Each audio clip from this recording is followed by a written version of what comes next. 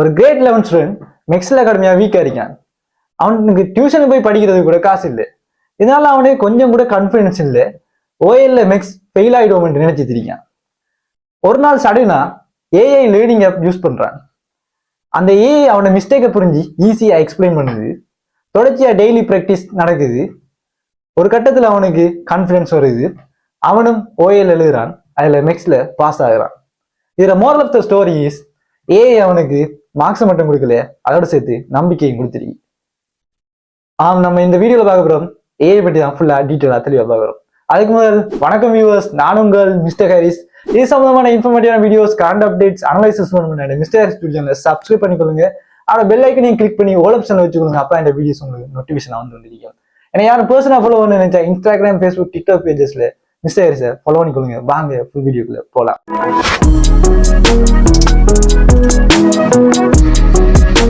AI இங்கிலீஷ்ல full meaning artificial intelligence, தமிழ்ல செயற்கை நுண்ணறிவுன்னு சொல்லுவோம்.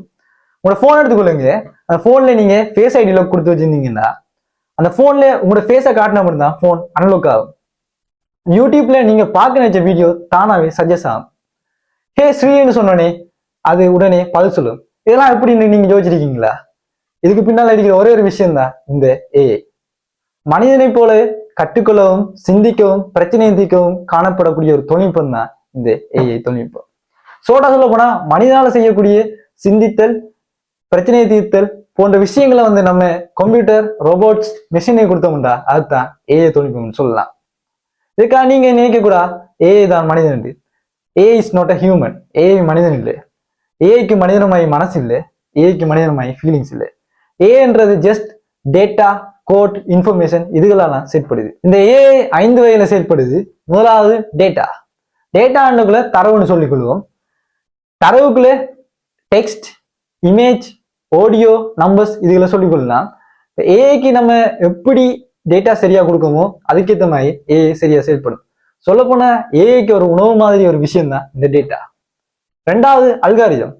ஏஐ மூளை பகுதியா தான் இந்த அல்காரிதத்தை சொல்லிக் கொள்ளலாம்.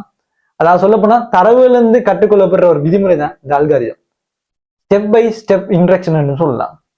ஏஐக்கு எதை இக்னோர் பண்ணணும், ஏஐ எதை முடிவெடுக்கணும், ஏஐ எதை ஃபாலோ பண்ணணும், எல்லா விஷயத்தையும் இந்த அல்காரிதம் தான் சொல்லிக் கொடுக்கும். மூன்றாவது ட்ரைனிங், பயிற்சின்னு சொல்லுவோம். ஏஐ ஒரு முடிவெடுக்கும்.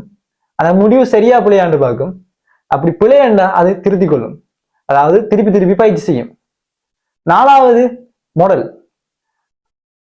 பயிற்சி பெற்ற ஏஐ ஒரு பின்னர் மாடலா மாற்றம் பெறும். இந்த மாடல் ஒரு புதிய விஷயத்தை அறிமுகப்படுத்தும். அந்த உதாரணம் சொல்ல போனா இப்ப நான் ஒரு போட்டோ காட்டுறேன். அந்த போட்டோ ஒரு புதிய ஒரு ஆள் போட்டோ காட்டினா அது யார் ஆளுன்னு சொல்லும். ஒரு வாய்ஸ் மெசேஜ் காட்டுறேன், அந்த வாய்ஸை காட்டினா இவர் யாருன்னு சொல்லும். அஞ்சாவது ரியல் லைஃப் எக்ஸாம்பிள். நம்ம யூடியூப்ல ஒரு வீடியோ பார்க்கும். உதாரணமா நான் ஒரு டெக்னாலஜி வீடியோஸ் பார்த்து கொண்டிருக்கேன், இன்ட்ரெஸ்டா பார்த்து கொண்டிருக்கேன். ஹிஸ்டரி வீடியோஸ் வந்தா நான் ஸ்கிப் பண்ணிட்டு போறேன். அப்ப அது என்ன அண்டர்ஸ்டாண்ட் பண்ணி நோட் பண்ணும், எனக்கு டெக்னாலஜி வீடியோஸ் தான் பிடிச்சிருக்கேன். அது தொடர்ச்சியா எனக்கு டெக்னாலஜி வீடியோஸை ரெக்கமெண்ட் பண்ணும். இப்போ உதாரணத்துக்கு நீங்க இன்ஸ்டாகிராம்ல ரீல்ஸ் பாய்ங்க வைப்போம். இன்ஸ்டாகிராம்ல நீங்க தொடர்ச்சியா பாக்குற ரீல்ஸ் உங்களுக்கு தொடர்ச்சியா கொண்டிருக்கும். ஏன்டா அது உங்களை அண்டர்ஸ்டாண்ட் பண்ணிக்கும். உங்களுக்கு எது பிடிச்சிருக்கு எது பிடிக்கலன்னு அண்டர்ஸ்டாண்ட் பண்ணி தொடர்ச்சியா உங்களுக்கு ரீல்ஸ் அனுப்பி கொண்டிருக்கும். இது அவ்வளவுமே என்னண்டா எல்லாமே ஏஐ தான்.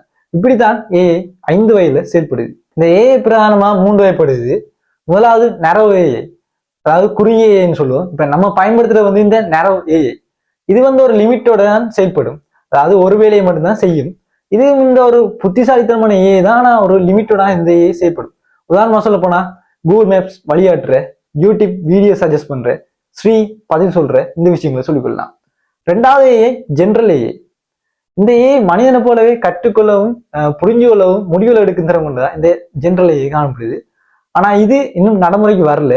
இதை பற்றி இன்னும் சயின்டிஸ்ட் ரிசர்ச் பண்ணிட்டு இருக்காங்க. ஆனா இன்னும் இது உருவாக்கப்படலை. மூன்றாவது சூப்பர் ஏஐ. இது மனிதனோட பல மடங்கு புத்திசாலித்தனமான ஒரு ஏஐ காணப்படுது. இந்த ஏஐ ஒரு கோட்பாட்டு ரீதியா தாங்க, அப்படி இன்னும் நடைமுறையில எதுவும் இல்லை. எல்லாருமே சொல்றாங்க ஏஐ ஃபியூச்சர்லாம் வரும்னு சொல்றாங்க.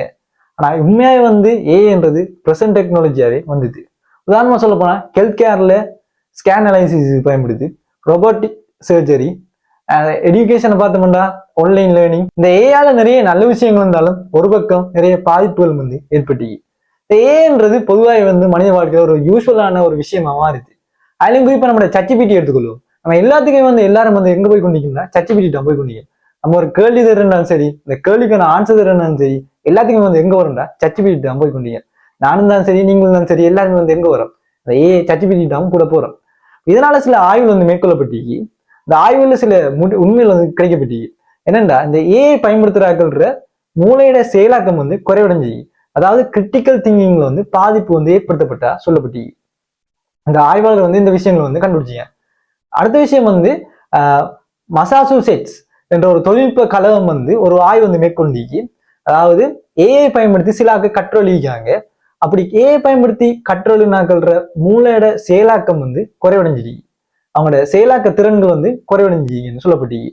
இந்த ஆய்வுல வந்து 54 மாணவர்களை பயன்படுத்திக்காங்க. ஒரு கருவி 100% அதுல வேலையை சரியா செய்யணும்னு நம்ம நம்பினோம்டா நம்மள இருக்க நம்பிக்கை ஃபுல்லாவே இல்லாம போயிடும். உதாரணமா இப்ப எல்லாருமே கேள்வி கேட்கறதுனாலும் சரி, கேள்விக்கான ஆன்சர் இருந்தாலும் சரி, நம்மளை விட கூடுதலா சச்சிபிடியை தான் நம்பிக்கொண்டிருக்கோம். இதன் மூலம் நம்மள இருக்கிற நம்பிக்கை ஃபுல்லாவே இல்லாம போய் கொண்டுதான் இருக்கு. எல்லாருக்கும் இருக்கிற ஒரு முக்கியமான ஒரு டவுட், ஒரு முக்கியமான விஷயம், ஏஐ வந்தா வேலை இல்லாம போகுமா, ஏஆல ஆபத்து ஏற்படுமா? உண்மையா பார்க்க போனா ஏஐயால சில வேலைகள் இல்லாம போகலாம், சில வேலைகள் உருவாகலாம். காலத்துக்கு ஏற்ற மாதிரி மாற்றங்கள் ஏற்படலாம். ஏஐ ஃபியூச்சர்ல யூஸ் பண்ண தெரிஞ்சாக மட்டும்தான் வாழக்கூடிய சுச்சுவேஷனும் ஃபியூச்சர்ல உருவாகலாம். AI it self not dangerous, but irresponsible human யூசஸால டேஞ்சரஸா மாறலாம். ஏஐ ஃபியூச்சர்ல டாக்டருக்கு அசிஸ்டண்டா, பிஸ்னஸ் க்ரோத்தா, ஃபார்மருக்கு ஹெல்ப்பா நிறைய வகையில் யூஸ் ஆகலாம்.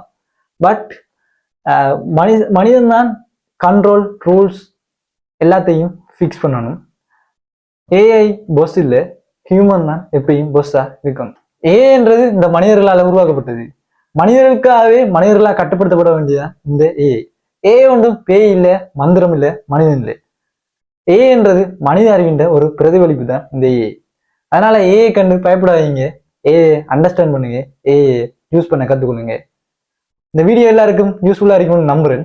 இந்த வீடியோ பிடிச்சிருந்தா லைக் பண்ணுங்க, ஷேர் பண்ணுங்க, கமெண்ட் பண்ணுங்க. இன்னொரு வீடியோவில் உங்களை சந்திக்கிறேன்.